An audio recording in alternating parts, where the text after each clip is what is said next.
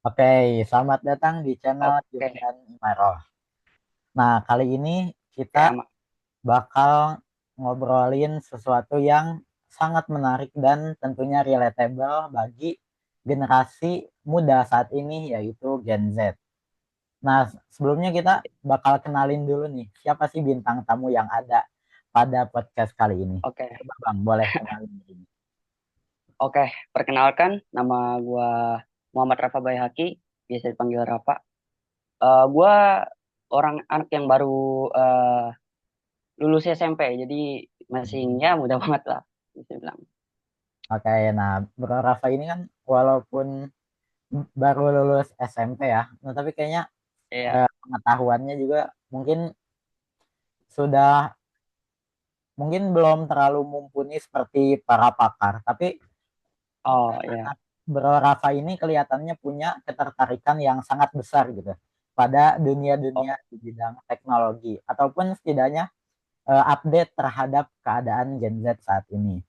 Oh ah, ya, kalau betul Bro betul. Rafa sendiri eh, sekarang lagi menekuni suatu kegiatan atau pekerjaan gitu nggak? Oh, gua baru-baru ini ya, gua baru bulan kemarin gue buka startup Ya. dan sekarang memang lagi ngebuka branding. Jadi gua fokus di konten ya. Dan ya kita lagi fokus branding dan alhamdulillah itu pas minggu pertama itu udah ada yang nembus di ratusan ribu view. Jadi progresnya alhamdulillah bagus. Wah, mantap, Bro. Keren nih, masih muda udah langsung punya startup. Oh ya, kalau boleh tahu startupnya itu bangun sendiri atau sama teman-teman gitu, Bro? Ada partnernya nggak? Oh, gua sebenarnya ya, gua waktu itu kan lagi main pas pulang sekolah itu temen gue bilang bahwa pengen nih buka bisnis gitu kan. Hmm. Menurut gua ya udah kalau kita pengen buka bisnis kita harus punya branding. Jadi kita fokus sekarang konten dan bisnisnya mungkin nanti kalau udah punya level-level tertentu kita buka bisnis. Oke. Oh, jadi bareng sama teman-teman ya, Iya, bisnis. jadi ya mas teman Oke. Sama kalau boleh tahu, eh, bergerak di bidang apa nih, Bro? bergerak di bidang apa? Eh Sebenarnya ya tadi ya startup terus tapi kalau misalkan gue punya ketertarikan di eh, sistem dunia ya lebih tepatnya Hmm. kayak gimana cara dunia ini bekerja ya gue suka itu. Oh, oke. Siap, siap. Lumayan Iya. menarik juga kan bangunnya sama teman-teman ya, startupnya bareng. Oh, Terus di iya, bidang iya. digital juga ya, Bro ya, startupnya itu. Iya. Hmm, oke. Oh ya, nah, aduh jadi keasikan kenalan nah, jadi sampai lupa. Oh ya, buat teman-teman yang nonton podcast ini, jadi topik podcast kali ini adalah tentang masa depan Gen Z. Nah, jadi kita bakal ngebahas apa aja sih yang menjadi tantangan, peluang, dan juga potensi gitu yang dimiliki oleh Gen Z ini. Dan bagaimana cara Gen Z Ya. bisa survive untuk kedepannya. Nah, tapi sebelum itu kita tentu harus tahu dulu dong, Gen Z itu sendiri apa sih? Nah, kalau menurut Bro Rafa, oh enggak, maaf gue lihat dulu dari datanya. Kalau dari data itu Gen Z itu Iya. adalah orang yang dia itu lahir antara tahun 1997 ya tahun 97 sampai Iya. 2012. Jadi paling tua itu umur 26 27 lah. 27 28 lah, itu paling tua. Dan paling muda itu berapa?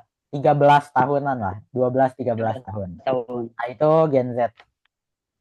Nah, oh ya kalau dari Bro Ya. Rafa sendiri nih, gimana sih Bro Rafa ngelihat Gen Z ini? Gua ngeliat Gen Z ini di mana dia lahir di apa namanya teknologi yang sudah berkembang gitu. Dan ini punya potensi besar. Tetapi memang dengan dia lahir di teknologi yang sudah berkembang dan setiap kalau misalkan kita itu ya lahir ya kita misalkan lagi nangis nih itu dikasih HP jadi tenang dan itu membawa di mana kondisi kita itu bahwa ketergantungan dari HP itu sendiri yang bisa mendistraksi kita terhadap hal-hal yang sebenarnya nggak perlu gitu. Ya contoh aja kayak kita sering Gen Z ini biasanya kayak nonton drama Korea itu sebenarnya nggak apa-apa, tapi terkadang itu melewati waktu. Jadi seperti itu. Oke. Jadi nggak bisa ngontrol waktunya ya, kecanduan lah Iya, jadi sama HP iya, atau teknologi. ya, Nah ya, nah abis itu salah satu yang unik dari Gen Z kalau menurut gua, kalau di zaman dulu kan sebelum HP itu tuh informasi itu sangat ya, susah didapat, sebelum HP, sebelum internet dan kemajuan teknologi saat ini. Jadi orang itu oke. cenderung dia itu dibentuk oleh budaya yang ada di lingkungannya. Misalnya kalau orang Oke. Sunda ya udah dia dikembangkan dengan nilai-nilai kesundaan. Orang Jawa dia hanya diberitahu oleh nilai-nilai kejawaan. Tapi sekarang ini di mana teknologi sudah berkembang dan sekarang adalah era keterbukaan informasi. Jadi Gen Z itu bisa menerima banyak sekali nilai-nilai atau bahkan ideologi, sehingga Gen Z itu bisa memilih atau bahkan malah jadi bingung gitu karena kebanyakan nilai-nilai Ah, ya, Nah, oke. tapi eh, kalau menurut gua pasti ada kan ya kayak apa nilai-nilai yang penting gitu untuk dipegang oleh Gen Z, atau kayak mindset apa sih yang harus dipunya Gen Z? Kalau Bro Rasa setuju nggak? Lu setuju banget. Itu Jadi harus punya mindset itu ya, mindset bro ya. gitu kan? Nah, Iya. ayo coba Kalau gimana Bro Rasa jelasin? menurut gua itu mindset itu yang harus ditanam itu sebenarnya kebanyakan Gen Z itu udah punya mindset ya, tapi ketika ada sesuatu yang tertentu, itu mindsetnya itu nggak dipakai. Jadi dia kayak Hmm, mengikuti nafsunya tersendiri. Jadi seperti itu. hmm, ya.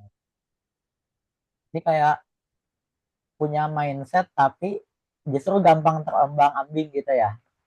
Iya, ke Hmm. distraksi. Seperti itu. Ya, benar-benar terdistraksi. Nah, habis itu kan kalau pemuda, bukan pemuda sih, orang secara umum, itu kan ada yang kayak dia open mindset gitu, pikirannya terbuka sama pikirannya Oke. tertutup. Nah, kalau menurut gua sih Gen Z itu dia harus terbuka gitu. Jadi jangan malah gara-gara banyak teknologi dia saya nggak mau dapat informasi saya tutup. Nah, justru jangan. Iya. Tapi dibuka aja Ah, iya. pikirannya. Tapi tetap Oke. disaring gitu kan. Jadi kita harus ngebedain mana yang buruk, mana yang baik juga. Iya. Nah, habis itu kan Gen Z ini pasti punya tantangan-tantangan tertentu kan, yang tentu beda Oke. dari zamannya. Nah, kalau menurut Bro Rafa, gimana sih tantangan yang ada di Gen Z ini? Tantangannya sebenarnya ya tadi sebenarnya berhubungan dengan mindset ya, bro ya. Dengan dimana teknologi ini kan sudah mulai berkembang dan banyak juga orang yang menggunakan entertain ini itu justru bisa menjadi halangan tertentu untuk Gen Z ini. Contoh, banyak kok yang IRL gitu di YouTube dan itu kan 12 jam bro sehari. Oh Jadi iya, itu benar. waktu, ya itu waktu lu dipakai buat hal seperti itu yang tidak membawakan apapun buat lu. Jadi itu waktu yang sebenarnya bisa lu pakai buat improve diri lu, skill lu, dan juga lu belajar hal baru. Dan justru lu bahkan ya bro ya, ada pengangguran itu, orang yang pengangguran lihat Ah, IRL itu mendonasi uangnya sendiri padahal dia tuh cuman kayak minta duit ke orang tuanya lalu dia donasikan itu maksudnya ya itu hal-hal yang seperti itu lah. Kita harus yang tadi mindset kita gitu, kita harus betul. menjaga di mana menghargai waktu kita harus punya mindset itu Nah, oke. ya Jadi kita gitu ya mindset itu yang paling penting ya, setuju karena eh, ya apapun misalnya perilaku seseorang, bagaimana seorang bertindak itu kan tergantung pada mindsetnya juga nih. Habis itu, ya nah pertama Indo sih, tadi ada yang menarik di mana Bro Rafa itu eh, sering menyoroti Gen Z itu misalnya terlalu suka buang-buang waktu, habis itu melakukan iya banyak itu hal yang tidak bermanfaat. Nah, kalau dari Oh, Bro Rafa sendiri itu nih, rata. apakah ada apa ya, step by step gitu, langkah-langkah biar Gen Z itu dia bisa mengurangi apa kecanduannya? Oke. Jadi sebenarnya menurut gua ya, di setiap hidup itu pasti akan ada yang namanya teguran. Jadi gue lihat Gen Z ini dia tidak akan berubah. Dia merasa bahwa dirinya itu pinter, arogan. Hmm. Ya, jadi Gen Z ini susah dibilang sebenarnya. Dan gimana cara Gen Z ini sadar itu ketika ada teguran dalam hidupnya atau suatu masalah dalam hidupnya yang membuat dia kayak sebenarnya gue waktu itu buang-buang waktu ya kayak gini. Jadi hal itu yang membuat dia itu sadar dan ketika udah sadar baru dia berubah. Tapi kalau misalkan ada juga Gen Z yang mau berubah, tapi rata-rata memang seperti itu yang Nggak tadi mau gue ya, bilang bahwa rata-rata susah ya, ya. ketika Hmm, ada teguran dalam hidupnya itu baru berubah, ya itu menurut gua. Dan banyak kan memang arogan, itu yang harus banget dihindari oleh Gen Z ini. setuju. Kita juga Dan kata, eh oh ya, apa lanjut ya, Sak?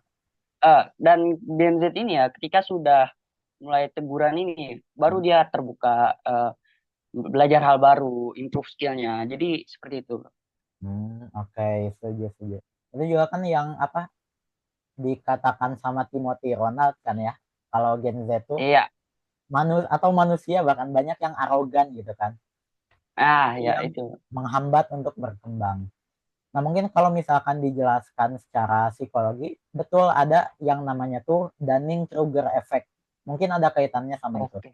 Nah, kalau Dunning-Kruger effect ini, kalau Bapak pernah dengar nggak istilah ini? Oh, kalau gua nggak terlalu Oh, belum terlalu dalam ya. ilmu psikologi sih. Iya, Gitu.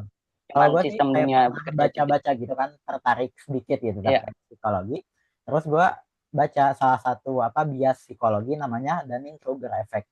Nah, kalau dalam bias psikologi ini, maksudnya adalah kebanyakan orang yang nggak tahu, dia itu merasa sudah tahu segalanya.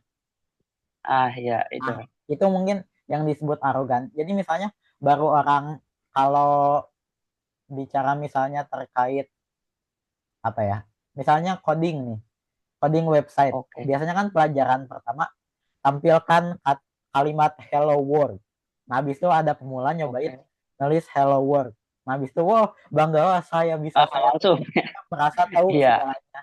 Nah, itu namanya Oke. Dunning-Kruger effect. Jadi di mana dia baru tahu dikit banget, tapi merasa kayak wah, udah paling hebat. Oke. Nah, Iya, itu banyak kan memang. ya kebanyakan kayak gitu. Nah, sementara yang jago, yang benar-benar jago nih, justru dia itu merasa bahwa dia selalu kurang, dia masih harus terus belajar dan belajar. Nah, jadi misalnya yang udah jago banget bikin website, bisa full stack misalnya back end, front end. Nah, tapi dia Oke. merasa oh ini masih kurang, masih banyak yang saya harus pelajari. Nah, biasanya itu yang benar-benar paham. Nah, itu Oh, namanya iya memang. makanya itu arogan tuh yang mereka tahu dikit tapi udah sombongnya minta ampun gitu. Oh, ya itu banyak kan itu, Bro. Ya karena gua sendiri pun ketika gua lagi ngomong ya sama teman gua itu gue kan suka ya edukasi lah itu terkadang kayak ngapain sih gitu kan lihat kayak gitu tapi dia sendiri yang tadi gue bilang itu buang-buang waktu kayak lihat IRL jadi seperti itu jadi merasa bahwa dirinya itu pintar gitu. Iya, betul. Ya. Nah, sama karena kenapa misalnya medsos atau teknologi ini membuat kecanduan, karena itu juga kalau gue baca salah satunya karena dopamin kita ini bekerja. Misalnya scrolling TikTok. Jadi Oh, dopamin tuh keluar tiap nge-scroll scrolling, tek, keluar dopamin habis itu kita jadi senang. Nah, padahal kalau sebelum ada TikTok nih, untuk mendapatkan kesenangan biar dopamin itu keluar, kita itu harus melakukan effort dulu loh. Misalnya mengerjakan oke. matematika dapat 100 wah senang baru keluar. Tapi TikTok ini ketika ada TikTok tinggal scroll wah keluar keluar keluar jadi senang gitu. Ah, Jadi ya. hit dopamin lah, gampang senang gitu. Nah, tadi dan cara antisipasinya kata Bro itu mungkin ada sedikit ya yang gampang sadar ya. Cuma kalau Oh, kebanyakan itu pada susah gitu kan, mereka harus ada susah. mendapatkan apa, teguran kehidupan ya. kurang ya. Memang kayak gitu dulu. Hmm. Nah, kalau Bro Rafa sendiri nih berdasarkan pengalaman, pernah nggak sih kayak kena teguran hidup gitu? Atau Bro Rafa emang pengennya saya harus berubah tanpa ada trigger gitu? Oke, Hmm. itu gua itu berubahnya itu pas mungkin kelas 8 ya. Itu gua nggak ada, mungkin belum ada kayak teguran gitu. Cuman gua masih kayak gua lihat TikTok nih. Gua sebenarnya awal yang gua buat kayak gue pengen belajar banget itu ketika gue lihat Timothy Ronald. Tapi Oh, awalnya itu gue menghujat bro. Bener, gue oh, awalnya menghujat oke, kayak oke. ini edukasi dengan cara sombong gitu kan. Hmm. Tapi seiring dia omongannya itu terjadi, bahwa gue bilang, ah ini orang sebenarnya eh kok malah bagus gitu. Jadi gue ngikutin dan gue ngeliat dia cara dia edukasi. Jadi ketika dia bilang kayak lu harus belajar ya, gue belajar jadi kayak gitu. Oh, Jadi ya oke. yang buat gue berubah itu sebenarnya cuma satu tokoh itu Timothy Ronald itu. Ya menurut gue Oke. itu role model gue lah, ya Oke, gitu. Timothy Ronald role model. Ya, sama sih gue juga. Gue terinspirasi lah Ya, sama Timothy Ronald kayak untuk belajar gitu jadi lebih baik. Terus, nah tapi ya, buat misalnya teman-teman yang nonton juga nih, misalnya fans Timothy Ronald ya. juga nih kayak kita. Nah itu perlu digaris bawah Oke. kalau semua omongannya itu tentu jangan ditelan mentah-mentah kan. Oh iya memang. Gak boleh Ya, itu. nggak Soalnya boleh itu memang gimana kan karena di Indonesia kan banyak kan ya bro ya. Itu hmm, mereka ya kalau yang bicara dengan SDM itu memang Indonesia tuh di bawah rata-rata banget gitu kan. Jadi ketika dia melihat sesuatu tanpa mikir panjang itu juga yang memang dihapus dalam itu juga memang dihancurkan bro oleh sistem sekolah di mana kita di sekolah itu kan kayak nurut dan itu memang dulu di zamannya John D. Rockefeller itu memang disistemkan seperti itu jadi itu lu buat nurut bukannya kayak lu buat berpikir secara kritis jadi kayak gitu bro jadi ketika ngeliat Timothy Ronald bilang ini langsung aja nih langsung ya kan Timothy kaya dari kripto gitu oh main kripto gitu tanpa paham fundamentalnya dan segala macam gitu. ya, karena memang ya tadi ya apa otaknya sudah tercuci gitu kan jadinya nggak kritis. Iya, Nah, setuju. Jadi sip. masalah utama Gen Z ini kan kayak apa? eh Overload informasi kalau gua nyebutnya. Terlalu banyak Iya, informasi sehingga kayak susah gitu nyaring mana yang benar, mana yang salah. Nah, iya, solusinya terus misalnya itu kan bisa berakibat kepada mindset. Nah, akhirnya iya, solusinya antara dua berubah sendiri.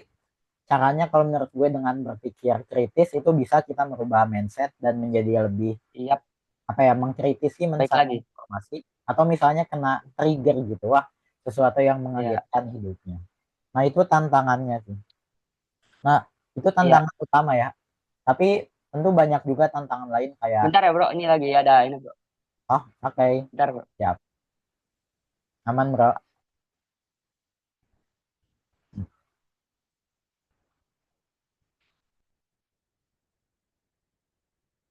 Ya lanjut bro. Oke. Nah tapi kan tantangannya tuh aslinya banyak ekonomi, politik dan lain-lain. Nah cuma kayaknya terlalu panjang gitu kalau bahas itu. Jadi kita bahas Iya, sedikit batasi di mindset dan juga terkait informasi dan teknologi saja. Nah, lalu kan iya. di balik tantangan tentu ada juga peluang nih, Bro. Nah, kira-kira peluang Gen Z ini apa sih yang spesial gitu ada di Gen Z? Oh, wah. Peluang sih banyak banget ya bro ya. Dimana sekarang kan eh, kita itu kan hidup di zaman yang memang modern kalau kita bisa Betul. sebut. Dan banyak banget peluang-peluang usaha kayak kita freelance itu lu kalau Hmm. misalkan bisa ngedit itu lu bisa freelance ngeditin video orang luar itu ada di aplikasi itu banyak banget tuh kayak gue gitu juga ya gue Hmm. gitu juga kadang eh ya seperti itu lu bisa affiliate ya kan tanpa modal itu Ya, lu betul. bisa ngedit video orang dengan jasa edit gitu jadi ya kayak peluangnya banyak banget tuh dan itu tergantung kita malas apa enggak gitu jadi Iya. jangan hanya kita kayak sering terdistraksi dengan hal-hal yang nggak penting tapi kita lupa untuk mengupgrade atau improve diri kita sendiri jadi gitu Betul, setuju gua. Kalau peluang di Gen Z itu sangat banyak gitu. Misalnya kayak orang mau kerja Ya, juga bisa loh zaman sekarang kerja di luar negeri, tapi kita ada di iya, kamar sendiri nih, depan laptop, depan HP. Atau misalnya orang dia mau kerja tanpa modal. Kalau dihitung-hitung sebenarnya ada sih modalnya misalnya nge-TikTok gitu, nge-live.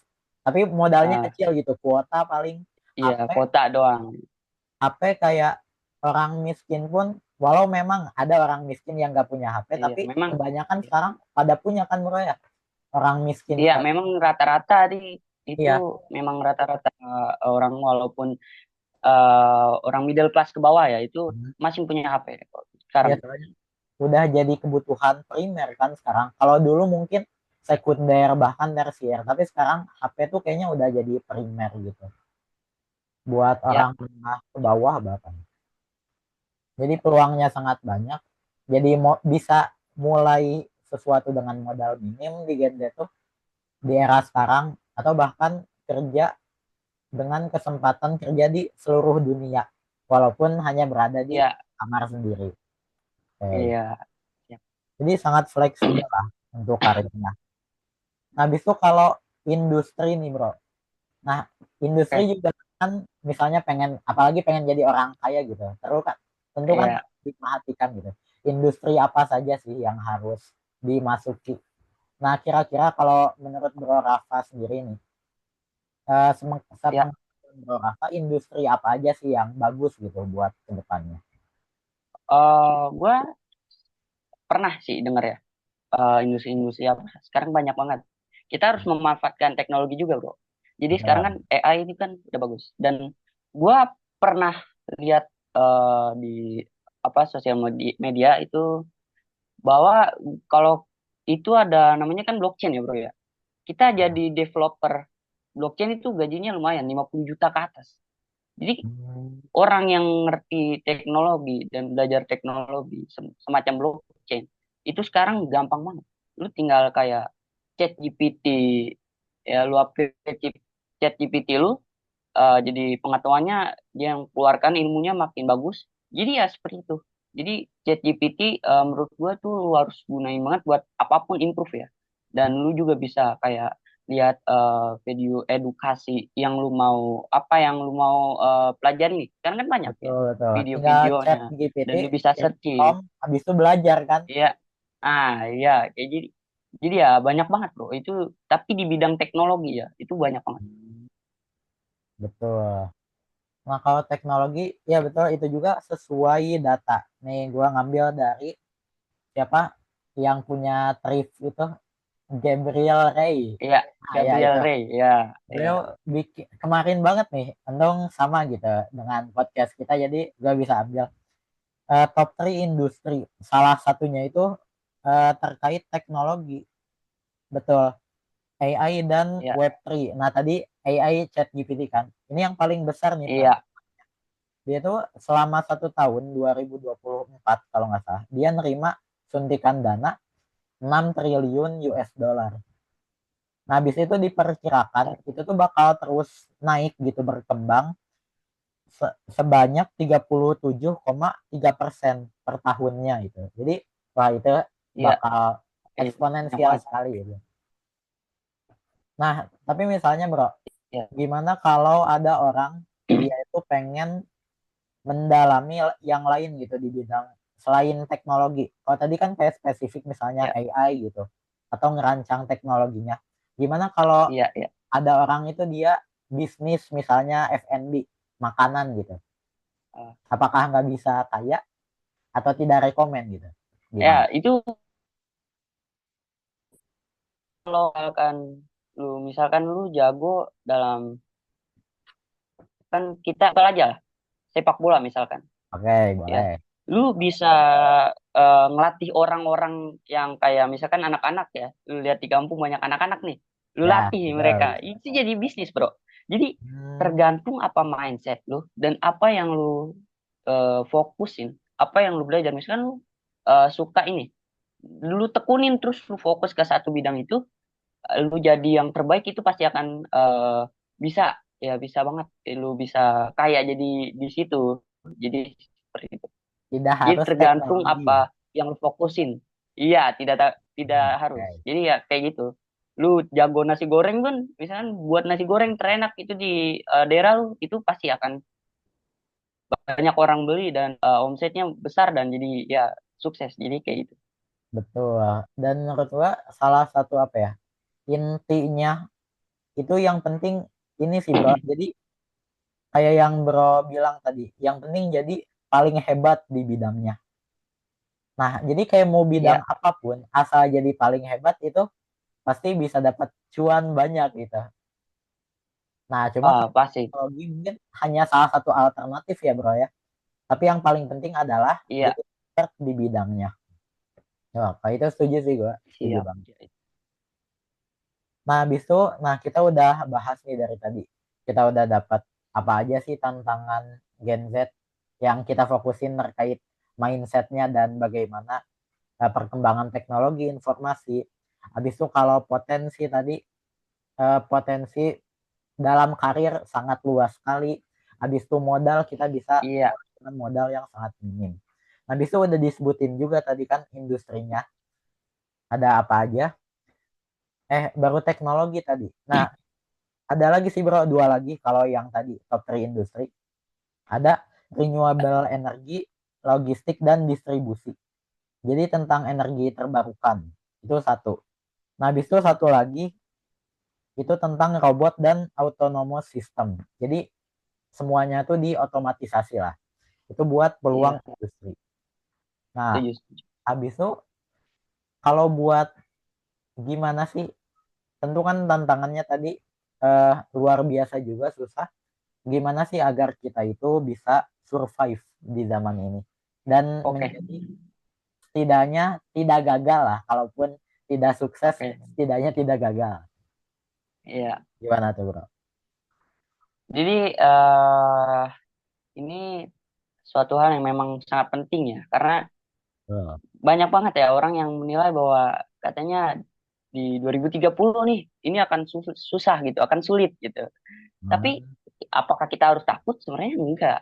Karena banyak banget ya tadi kalau kita bisa memanfaatkan apa waktu kita, ya kita belajar tentang hal-hal yang baru, Hmm. kita upgrade skill kita, kita improve diri kita.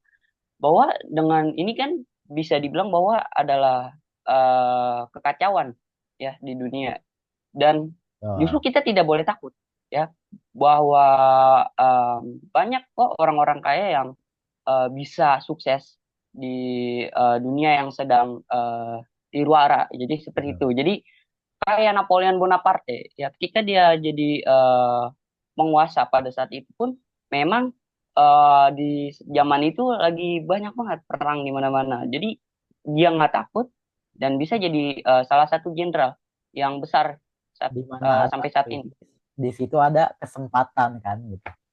Iya, iya seperti itu. Hmm.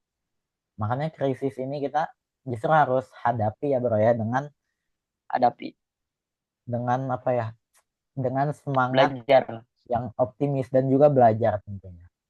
Iya. Oke. Nah, habis itu,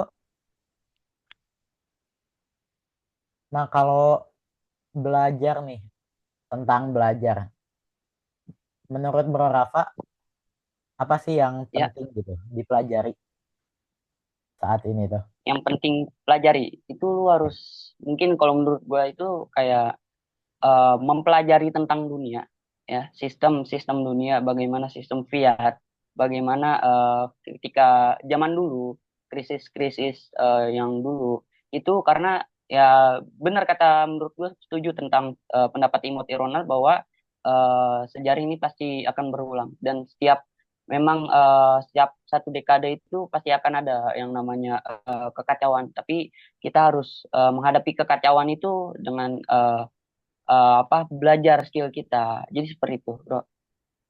Oke, jadi kita harus apa ya tadi? Mempelajari Mempelajari hal-hal baru, hal-hal baru sistem dunia tentang apa. dunia Ya, gitu ya.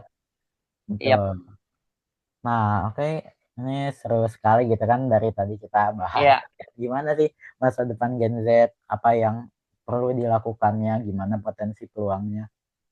Nah, oh ya, Ya, tapi buat teman-teman yang nonton nih kan, ngelihat Rafa ini dari tadi wah antusias terus optimis gitu bagaimana masa oke, depan ini. Habis itu Bro Rafa tentu ingin jadi orang yang kaya kan? oke pasti itu. Oh, pasti itu kan. Nah, tapi nah seperti kita tahu hidup adalah pilihan, ya mungkin Ya, ada juga orang-orang yang dia itu memilih untuk hidup cukup. Nah, iya, sebenarnya orang-orang yang memilih seperti itu juga tidak apa-apa gitu. Yang penting harus bertanggung jawab atas pilihan yang dia pilih. Jadi setuju, nggak setuju. harus banget kayak, wah teknologi ikutin misalnya tadi industri yang sangat maju tapi harus masuk ke sana. Nggak harus, asal expert di bidangnya atau merasa wah Nah, saya cukup di sini itu juga tidak apa-apa. ya, Oke, nah karena nah, Pak. aduh waktunya juga mau habis. Mungkin buat penutup apa sih visi Rafa ini untuk kedepannya bagi diri sendiri dan juga bagi Oke, startup yang Rafa sedang bangun ini. oke. Visi kedepannya ya, ya pasti gua ini masih belajar banget. Gua masih cetek banget ilmu gua. Jadi gua akan terus belajar. Ya tadi gue bilang kan kita harus memang harus belajar hal-hal baru. Iya, jadi mungkin ya seperti itu gue akan belajar ke depannya. Dan untuk startup ini gue yakin ya bro, karena dari minggu pertama ini udah punya potensi yang cukup besar. Dan ya gue harap ini semua sukses ya. Dan ke depannya gue pengen bantu banyak orang bro. Jadi ya itu yang gue Wow. mindset ini. Gue pengen jadi orang hebat dan bisa bermanfaat bagi banyak orang. Itu aja. Oke, mantap sekali bintang tamu kali ini. Ya, Makanya mungkin karena waktunya sudah mau habis, wah sepertinya kita akhiri ya, saja sampai di sini. Wah, keren banget tadi oke, dari Rafa ini sangat optimis. Ya semoga oke, kedepannya siap. Anda dan juga saya menjadi orang-orang yang Oke, hebat dalam 10 amin, sampai amin, 20 tahun ke depan. Amin. amin, amin, amin. Oke, mungkin itu saja untuk podcast kali ini. Terima kasih buat teman-teman yang nonton. Ya, Sampai jumpa di video ya, selanjutnya. siap.